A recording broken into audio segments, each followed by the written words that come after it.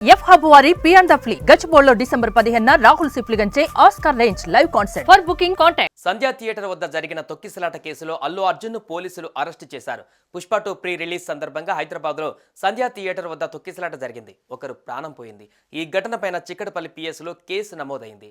ఈ రోజు బన్నీని అరెస్టు చేసిన పోలీసులు చిక్కడపల్లి పిఎస్ కు తరలించారు. అల్లు అర్జున్ ను అరెస్టు చేయడంతో భార్య స్నేహారెడ్డి కన్నీళ్లు పెట్టుకున్నారు.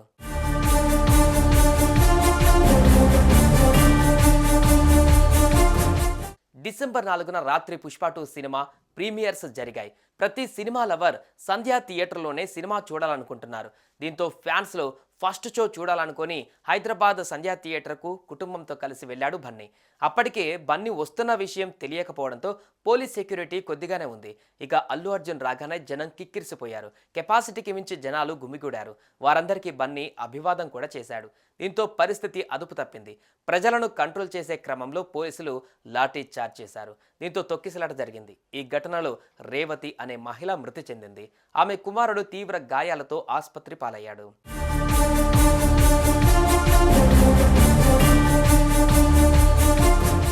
ఈ క్రమంలో అల్లు అర్జున్ ను అరెస్ట్ చేసేందుకు పోలీసులు ఆయన నివాసానికి చేరుకున్నారు.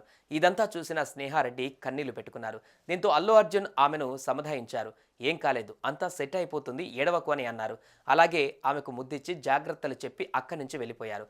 అల్లు అర్జున్తో తండ్రి అల్లు అరవింద్ కూడా వెళ్లారు. కాగా అరెస్టు చేస్తున్న వీడియో వైరల్గా మారింది.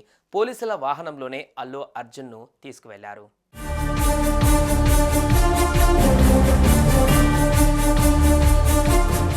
భర్త అరెస్టుతో బన్నీ భార్య కన్నీళ్లు పెట్టుకోవడంతో ఆయన బుజ్జగిస్తూ మాట్లాడారు.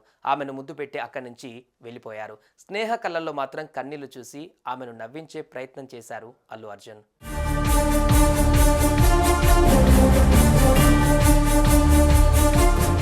ఇక సంధ్యా థియేటర్ ఘటనలోనే పోలీసులు బన్నీని అరెస్టు చేశారు. ఈ ఘటనపైన విచారణ జరుగుతోంది. ఇప్పటికే పలువురిని అదుపులోకి తీసుకున్నారు పోలీసులు. ఈ కేసును అయితే చాలా సీరియస్ గా తీసుకుంటున్నట్లు తెలుస్తోంది. సుమన్ టీవీలో మీ పర్సనల్ అండ్ బిజినెస్ ప్రమోషన్స్ కోసం కింది నెంబర్కి కాంటాక్ట్ చేయండి.